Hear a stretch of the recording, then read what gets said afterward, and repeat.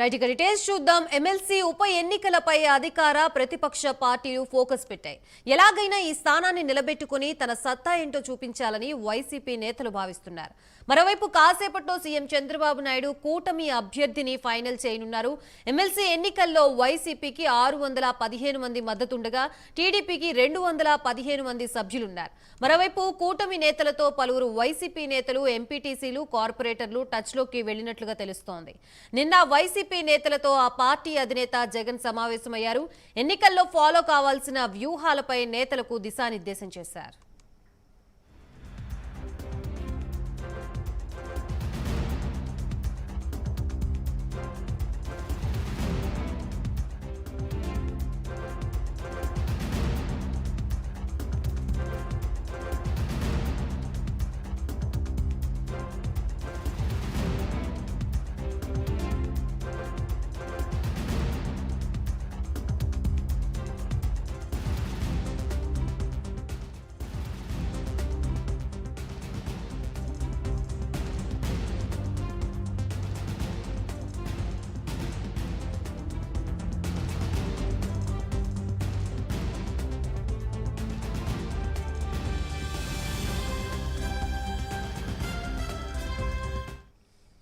MLC ఉప ఎన్నికలపై అధికార ప్రతిపక్ష పార్టీలు ఫోకస్ పెట్టాయి. ప్రస్తుతం ఇదే అంశానికి సంబంధించి మనకి పూర్తి అప్డేట్స్ ఇవ్వడానికి మా ప్రతినిధి రాజు సిద్ధంగా ఉన్నారు. రాజు,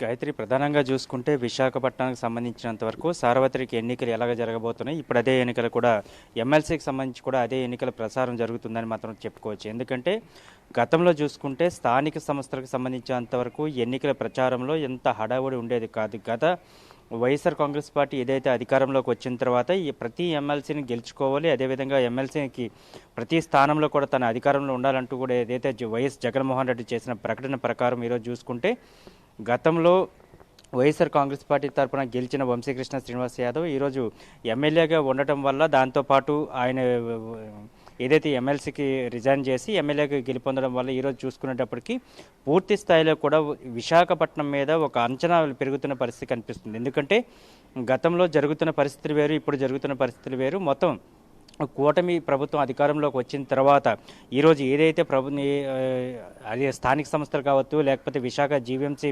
స్టాండింగ్ కమిషన్కి కావచ్చు, లేకపోతే ఈరోజు చూసుకునేటప్పటికీ ఎమ్మెల్సీ కావచ్చు, మొత్తం పూర్తి స్థాయిలో కూడా ఒక ఆలోచన చేస్తున్న పరిస్థితి కనిపిస్తుంది. ఎందుకంటే ప్రతి ఒక్కరు కూడా గెలుపు ఓటమిల పైన మాత్రమే వాళ్ళ ఆలోచన కలుగుతున్న పరిస్థితి కనిపిస్తుంది. అయితే తాజాగా ఇప్పుడు చూసుకున్నప్పటికీ వైఎస్ఆర్ కాంగ్రెస్ పార్టీ తరఫున బొత్స సత్యనారాయణ ఇప్పటికే ఎమ్మెల్సీ అభ్యర్థిగా ప్రకటించడం జరిగింది. దీనికి సంబంధించినంత వరకు వాళ్ళకి 600కు పైగా ఓట్ల జాబితా అయితే ఉంది. ఓట్లు కూడా వాళ్ళకైతే ఉన్న పరిస్థితి కనిపిస్తుంది. కూటమి ప్రభుత్వానికి కేవలం 200 పైన మాత్రమే ఓట్లు ఉన్నాయి. అయితే దీనికి సంబంధించినంత వరకు ఈ విధంగా గెలుపోవటంలో ఉండబోతున్నాయి అనే దాని మీద పూర్తి ఒక ఉత్కంఠభరితమైన వాతావరణం నడుస్తున్న నేపథ్యంలో గత 2 రోజుల నుంచి కూడా చూసుకుంటే తాడేపల్లి ప్యాలెస్గా మొత్తం చూసుకున్నప్పటికీ తాడేపల్లి ప్యాలెస్ వ్యాప్తంగా కూడా మనం ఆలోచిస్తున్న దాంట్లో క్యాంప్ రాజకీయాలు మొదలయ్యాయనే విషయం మాత్రం మనకు చాలా స్పష్టంగా అర్థమవుతుందని చెప్పుకోవచ్చు. ఎందుకంటే క్యాంప్ రాజకీయాలకు సంబంధించి గతంలో ఎప్పుడూ లేనిది, గత 10 సంవత్సరాల నుంచి కూడా క్యాంప్ రాజకీయాలు అనేది ఎప్పుడు కూడా తెలియని పరిస్థితులు ఈరోజు క్యాంప్ రాజకీయాలు నడుస్తున్నాయి.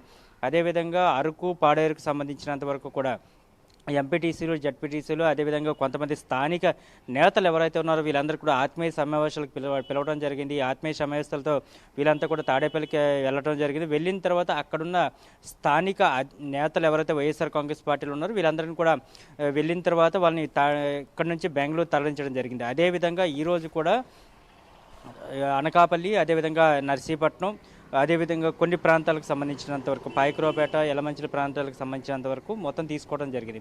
వీరందరినీ కూడా ఆత్మీయ సమావేశాలకు పిలిచారు. కానీ చాలామంది కూడా వైఎస్ఆర్ కాంగ్రెస్ పార్టీకి సంబంధించిన జడ్పీటీసీలు, ఎంపీటీసీలు కూడా అటెండ్ అవ్వడానికి కూడా భయభ్రాంతులకు గురయ్యారని మాత్రం మనకు చాలా స్పష్టంగా అర్థమవుతుంది. ఎందుకంటే వెళ్ళిన తర్వాత 20 రోజుల పాటు ఉండాలి. అంటే ఈ నెల 30వ తారీఖు ఒక ఎన్నిక జరగబోతుంది. దీనికి సంబంధించి ముందు నుంచి 20 రోజుల పాటు కూడా అక్కడే బెంగళూరు నుంచి మొత్తం వాళ్ళందరినీ ఉంచాలి, క్యాంప్ రాజకీయాలు చేయాలంటూ కూడా వైఎస్ జగన్మోహన్ రెడ్డి ఒక ఆలోచన చేసిన పరిస్థితి కనిపిస్తుంది. దీంతోనే మొత్తం అంతా కూడా ఇబ్బందులు పడి అక్కడైతే వెళ్ళడానికి కూడా ఇబ్బందులు పడుతున్న పరిస్థితి కనిపిస్తుంది. నిన్న జరిగిన తాజా సమాచారాన్ని కూడా మనకు చాలా స్పష్టంగా అర్థమవుతుంది. ఎందుకంటే జీవీఎంసీలో విశాఖ జీవీఎంసీలో గ్రేటర్ విశాఖ మున్సిపల్ కార్పొరేషన్కి సంబంధించినంత వరకు ఏదైతే స్టాండింగ్ కమిటీకి సంబంధించినదో 10 కిలో వాళ్ళకి మెజారిటీ ఉంది వైఎస్ఆర్ కాంగ్రెస్ పార్టీకి, మేమంతా గెలుస్తామంటూ కూడా చెప్పుకొచ్చారు. దాని తర్వాత వచ్చిన తర్వాత అక్కడ కూడా విముక్తి చెందిన తర్వాత మాత్రం వాళ్ళందరూ కూడా కూటమి ప్రభుత్వానికి ఓటు వేయడం జరిగింది. వాళ్ళంతా ఓటు వేసిన తర్వాత లాస్ట్లో చూసుకుంటే రాత్రే లెక్కింపు అయిపోయిన తర్వాత కూడా వాళ్ళంతా కూడా కావాలని చెప్పి కూటమి ప్రభుత్వం కుట్ర చేసింది, లేకపోతే ఇంకోటి చేసింది అంటూ కూడా వాళ్ళంతా చెప్పుకొచ్చిన పరిస్థితి కనిపిస్తుంది. కానీ అటువంటి పరిస్థితులు ఏం లేదు. ఈరోజు చూసుకుంటే రాష్ట్ర వ్యాప్తంగా కూడా మొత్తం కూటమి ప్రభుత్వానికి ఒక అనుకూలమైన పరిస్థితి ఉంది. ఎందుకంటే అటు పవన్ కళ్యాణ్ కావచ్చు, ఇటు చంద్రబాబు కావచ్చు, ఇటు లోకేష్ కావచ్చు, ముగ్గురు కూడా ఒకే తాటిపైకి వెళ్ళి వాళ్ళందరూ కూడా రాష్ట్ర అభివృద్ధి కోసం, అదేవిధంగా రాష్ట్ర అభివృద్ధి ఏ విధంగా జరుగుతుంది, అదేవిధంగా రాష్ట్రంలో ఉన్న జనాలకు కానీ లేకపోతే ప్రజలు కానీ ఎటువంటి అభివృద్ధిని కోరుకుంటున్నారని దాని మీద పూర్తిగా కూలంకోసంగా చర్చించిన తర్వాత వాళ్ళకు ఒక ఆలోచన అయితే కలిగింది. అదే దాంట్లో ఈరోజు పూర్తి స్థాయిలో కూడా 10కి 10 స్థానాలు నిన్న స్టాండింగ్ కమిటీలో కూడా జీవీఎంసీలో కూటమి ప్రభుత్వం చేజెక్కించుకోవడం జరిగింది. అదే దాంట్లో ఈరోజు చూసుకునేటప్పటికి ఎవరైతే 30వ తారీఖు జరగబోతున్న స్థానిక సంస్థలకు సంబంధించి ఎమ్మెల్సీ ఎలక్షన్ ఉందో, ఈ ఎమ్మెల్సీ ఎలక్షన్కి సంబంధించి కూడా పూర్తి స్థాయిలో కూటమి ప్రభుత్వమే స్వంతం చేసుకోబోతుంది అనేది ఒక ఇండికేషన్స్ అయితే పూర్తి స్థాయిలో కూడా ఉన్న పరిస్థితి కూడా కనిపిస్తుంది. ఎందుకంటే స్టాండింగ్ కమిటీలో కూడా వాళ్ళకే అధికారం ఉంది, వాళ్ళకే చేయగలుగుతారు. కానీ అటువంటి పరిస్థితి నుంచి వచ్చిన తర్వాత స్టాండింగ్ కమిటీలో 10కి 10 మంది కూటమికి సంబంధించుకోవడం, అదేవిధంగా మిగతా దాంట్లో కూడా ఈరోజు జరుగుతున్న ఏదైతే స్థానిక సంస్థలకు సంబంధించినంత వరకు ఎమ్మెల్సీ ఎలక్షన్ ఉందో దీనికి కూటమి ప్రభుత్వానికి సంబంధించి పూర్తి స్థాయిలో అవగాహన ఉంది. ఇప్పటి వరకు కూడా ఎవరిని కూడా మా దాంట్లోకి రావాలి, లేకపోతే జనసేన కావచ్చు, లేకపోతే బీజేపీ కావచ్చు, టీడీపీ కావచ్చు, ఎవరు కూడా మేము గేట్లు తెచ్చాం మా దగ్గరికి రాండి అని చెప్పి ఎవరిని కూడా అడిగిన పరిస్థితి లేదు. అది కాకుండా ఈ రోజు వరకు చూసుకుంటే విశాఖకు సంబంధించి కార్పొరేటర్లు అందరూ కూడా కొంతమంది జనసేనలో జాయిన్ అవ్వడం జరిగింది, కొంతమంది టీడీపీలో జాయిన్ అవ్వడం జరిగింది. ఇదంతా స్వచ్ఛందంగా జరుగుతున్న ప్రక్రియ. దీనికి సంబంధించి కేవలం ఇంత స్ట్రెంత్ ఉన్న తర్వాత కూడా, ఇంత ఓట్లు ఉన్న తర్వాత కూడా ఎందుకు మేము ఇదంతా కూడా చేజార్చుకోవాలనే దాని మీద ఒక పంతంతో పోయి ఈరోజు వైఎస్ఆర్ కాంగ్రెస్ పార్టీకి సంబంధించిన అధినేత ఎవరైతే జగన్మోహన్ రెడ్డి ఉన్నారో ఈయనైతే కేవలం క్యాంప్ రాజకీయాలకు పాల్పడుతున్న పరిస్థితి కనిపిస్తుంది. ఎందుకంటే క్యాంప్ రాజకీయాలకు పాల్పడటం వల్ల ఇక్కడ వెళ్ళిన నాయకులు ఎవరైతే ఉన్నారో, మొన్న వెళ్ళిన అరకు పాడేరుకు సంబంధించిన నాయకులు ఎవరైతే ఉన్నారో వీళ్ళందరూ జడ్పీటీసీలు, ఎంపీటీసీలు, కార్పొరేటర్లు వెళ్ళటం జరిగింది. వెళ్ళిన తర్వాత వాళ్ళందరూ కూడా అక్కడి నుంచి కేవలం తాడేపల్లి క్యాంపు కార్యాలయం నుంచి వాళ్ళని బెంగళూరు తరలించడం జరిగింది. ఈ రోజు కూడా మళ్ళీ వెళ్తారు వాళ్ళందరూ కూడా. వెళ్ళిన తర్వాత ఎందుకంటే నిన్నకు సంబంధించిన పాయకరావుపేట, యలమంచిలి, అనకాపల్లికి సంబంధించి, నర్సీపట్నానికి సంబంధించి కొంతమంది నేతలను పిలవడం జరిగింది. కానీ వాళ్ళందరూ భయభ్రాంతులకు గురవుతున్న పరిస్థితి కనిపిస్తుంది. ఎందుకంటే అక్కడికి వెళ్ళిన తర్వాత ఎవరిని కూడా తిరిగి మళ్ళీ ఇంటికి పంపించే పరిస్థితి లేదు. వీళ్ళంతా కూడా క్యాంప్ రాజకీయాలు చేస్తున్నారు, వీళ్ళంతా కూడా బెంగళూరు తరలిస్తున్నారు.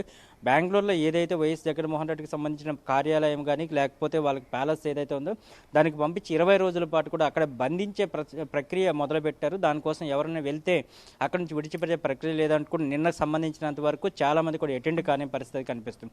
దీంతోనే వైఎస్ జగన్మోహన్ రెడ్డికి సంబంధించినంత వరకు ఆవేశం కూడా కలిగినట్లు మనకున్న సమాచారం. ఎందుకంటే నేను పిలిచిన తర్వాత ఎందుకు రావట్లేదు, ఎందుకంటే మన పార్టీ గుర్తు మీద అనుకుంటూ గెలిచారని చూడాలి. అంటే వాస్తవంగా చెప్పాలంటే ఎంపీటీసీలు కానీ, జడ్పీటీసీలు కానీ వీళ్ళంతా కూడా కార్పొరేటర్లు కానీ అంటే ఒక పార్టీ గుర్తు మీద గెలిచే వ్యక్తులు ఎవరూ కాదు. వీళ్ళంతా కూడా స్వయంగా వాళ్ళున్న వ్యక్తిగత ఇమేజ్ బట్టి వాళ్ళంతా గెలుస్తూ ఉంటారు. దానికి ఇమేజ్ గెలిచిన తర్వాత పార్టీకి ఏడాన్ అవుతుంది. అంతేగాని వ్యక్తిగత ఇమేజ్ని తీసుకొచ్చి పార్టీకి ఏమాత్రం కూడా అడాప్ట్ చేయడం కరెక్ట్ కాదు అంటూ కూడా ఇప్పటికే చాలామంది కూడా చెప్పుకున్న పరిస్థితి కనిపిస్తుంది. దాంట్లోనే విశాఖపట్నంలో మొత్తం 98 మంది కార్పొరేటర్లు ఉండేటప్పుడు కూడా 98 మందిలో ఆల్మోస్ట్ 90% అంటే ఒక్కొక్కరికి, ఎందుకంటే 10 మంది స్టాండింగ్ కమిటీకి సంబంధించి 10 మంది పోటీ చేయడం జరిగింది. 10 మందికి కూడా 60% అంటే 60 ఓట్లు వచ్చాయి. ఒక్కొక్క కార్పొరేటర్కి సంబంధించి 10 ఓట్లు వేసుకున్న అర్హత కలుగుతుంది. అటువంటి సిచ్యువేషన్లో కూడా ఈరోజు వైఎస్ఆర్ కాంగ్రెస్ పార్టీ దాంట్లో లీస్ట్గా ఒక్క స్థానం కూడా గెలుచుకోలేదు అనుకుంటే దానికి అక్కడ ఉన్న వ్యతిరేకత ఏంటనేది అర్థమవుతున్న పరిస్థితి కనిపిస్తుంది. ఇప్పుడు జడ్పీటీసీలు, ఎంపీటీసీలు, అదేవిధంగా ఎవరైతే స్థానిక సర్పంచులు ఉన్నారో వీళ్ళందరినీ కూడా బంధించి కేవలం వాళ్ళంతా పంతాన్ని లేకపోతే ఆ పందాన్ని నెగ్గించుకునే ప్రయత్నం అయితే చేస్తున్నారని చాలామందికి ఆరోపణ చేస్తున్న పరిస్థితి కనిపిస్తుంది. ఏదైతే ఆత్మీయ సమావేశాలు అని పిలిచి అక్కడి నుంచి ఎవరైతే అధికారికంగా వైఎస్ఆర్ కాంగ్రెస్ పార్టీకి నాయకులు ఉన్నారో వాళ్ళని ఎండాస్ చేసి వాళ్ళందరినీ కూడా బెంగళూరు తరలించడం జరుగుతుంది. అయితే స్థానికంగా ఉన్న వాళ్ళు ఏంటంటే 20 రోజుల పాటు కూడా ఏ విధంగా తరలిస్తారు, అసలు ఎందుకు జరుగుతుంది, ఆత్మీయ సమావేశాలు అంటే పిలుస్తున్నారు కదా, ఆత్మీయ సమావేశాలను పిలిచిన తర్వాత మేము అందరూ కూడా అటెండ్ అవుతున్నాం. వచ్చిన తర్వాత ఎందుకు ఈ విధమైన చర్చ జరుగుతుంది, వీళ్ళందరినీ కూడా ఎందుకు బలవంతంగా బెదిరించగలేదు, బలవంతంగా కానీ ఎందుకు తీసుకెళ్తున్నారు అంటే దాని మీద కూడా పెద్ద విశాఖలో చర్చ జరుగుతున్న పరిస్థితి కనిపిస్తుంది. ఈ నెల 30వ తారీఖు ఏదైతే ఎమ్మెల్సీ ఎలక్షన్కి సంబంధించి ఒక సిచ్యువేషన్ ఉండబోతుందో దీనికి సంబంధించిన అటు ప్రతిపక్షం కావచ్చు, అంటే ప్రతిపక్ష హోదా లేనప్పుడు కూడా వైఎస్ఆర్ కాంగ్రెస్ పార్టీకి సంబంధించిన ప్రధానంగా ఒక ప్రతిపక్ష హోదాలో ఉన్నట్లేని మనం చెప్పుకోవచ్చు. ఎందుకంటే ఇటు కూటమి ప్రభుత్వం ఉంది కనుక ప్రతిపక్షం ఏది లేదు కనుక వామపక్షాలు ఏమి కూడా అంత స్థాయిలో ఇది లేకపోవడం వల్ల మాత్రమే ఇటువంటి సిచ్యువేషన్ కలుగుతుందంటూ కూడా చెప్పుకుంటున్న పరిస్థితి కనిపిస్తుంది. అయితే ఇటువంటి దీంట్లో ఒక 616 ఓట్లు ఉన్న ఒక వైఎస్ఆర్ కాంగ్రెస్ పార్టీ 200 ఉన్న కూటమి ప్రభుత్వానికి సంబంధించి ఎందుకు భయపడుతుంది? ఎందుకంటే దానికి ఉన్న వ్యతిరేకత కావచ్చు, లేకపోతే స్థానిక సంస్థలను అప్పుడు నిర్వీర్యం చేసిన పద్ధతి కావచ్చు. ఎందుకంటే ఇప్పుడు వరకు చూసుకుంటే స్థానిక సంస్థలకు సంబంధించి పూర్తి స్థాయిలో ఎక్కడ కూడా నిధులకు విడుదల చేయడం కానీ, లేకపోతే స్థానిక సంస్థలకు సంబంధించి ఆ నిధుల్ని దుర్వినియోగం చేయడం కానీ ప్రతి ఒక్క దాంట్లో కూడా పూర్తి స్థాయిలో కూడా వైఎస్ఆర్ కాంగ్రెస్ పార్టీ విఫలమైంది. దానికి సంబంధించినంత వరకు డైవర్ట్ చేసింది, వాళ్ళందరినీ కూడా మభ్యపెట్టే ప్రయత్నం చేసింది. కనుక ఈసారి తప్పకుండా ప్రతి ఒక్కరు కూడా కూటమి ప్రభుత్వానికి సంబంధించినంత వరకు ఈ స్థానిక సంస్థల ఎమ్మెల్సీలను గెలిపించుకోవాలి. గెలిపించుకుంటేనే న్యాయం జరుగుతుందని చెప్పుకోవచ్చు. ఎందుకంటే మనం ప్రధానంగా ఒక ఉదాహరణ కూడా ఒక చిన్న విషయాన్ని చెప్పుకోవచ్చు. ఎందుకంటే అక్కడ వచ్చిన దాంట్లో పవన్ కళ్యాణ్ ఏదైతే డిప్యూటీ సీఎంగా తీసుకున్న దాంట్లో డిప్యూటీ సీఎం తీసుకున్న పర్యావరణం కావచ్చు, అటవీ సంపద కావచ్చు, లేకపోతే మిగతా విషయాలు కావచ్చు, ప్రతి దాంట్లో కూడా ట్రైబల్ ఏరియాస్లో చాలా ఎక్కువగా కూడా ఆయన ఫోకస్ అవుతున్న పరిస్థితి కనిపిస్తుంది. ఎందుకంటే పవన్ కళ్యాణ్ చాలా సీరియస్గా చెప్తున్నారు, అటవీ సంపదను కానీ, లేకపోతే పర్యావరణం కానీ, పొల్యూషన్ కానీ నేను చాలా సీరియస్గా తీసుకున్నాను చెప్తున్నాను. గతంలో 2 రోజుల క్రితం జరిగిన సిచ్యువేషన్లో కూడా ఆయన చెప్పడం జరిగింది, గిరిజనులను అందరిని కూడా విద్యావంతులను చేయాలి, వాళ్ళందరికీ కూడా చైతన్యవంతులను చేయాలని చెప్పడం జరిగింది. ఈ రోజు జరిగిన చంద్రబాబు ఏదైతే మాట్లాడారో గిరిజనులకు సంబంధించి దినోత్సవానికి సంబంధించి కూడా ఆయన కూడా చెప్పడం జరిగింది, ప్రతి ఒక్కరిని కూడా ఐఏఎస్, ఐపీఎస్, ఐఆర్ఎస్గా చూడాలి, వాళ్ళందరూ కూడా బాగుపడితే మొత్తం ప్రపంచం బాగుపడుతుంది, రాష్ట్రం బాగుపడుతుంది, రాష్ట్రం బాగుపడితేనే మొత్తం మిగతా అన్ని చోట్ల ఉండబోతుందని చెప్తున్నాం. మొత్తం పూర్తి స్థాయిలో అటువంటి దాంట్లో ఉన్న తర్వాత మాత్రమే ఈరోజు కేవలం వైఎస్ఆర్ కాంగ్రెస్ పార్టీ భయపడుతుంది, దానికి సంబంధించినంత వరకే ఇటువంటి క్యాంప్ రాజకీయాలకు పాల్పడుతుందని మాత్రం స్పష్టంగా అర్థమవుతుంది. Right, thank you for the complete updates Raju.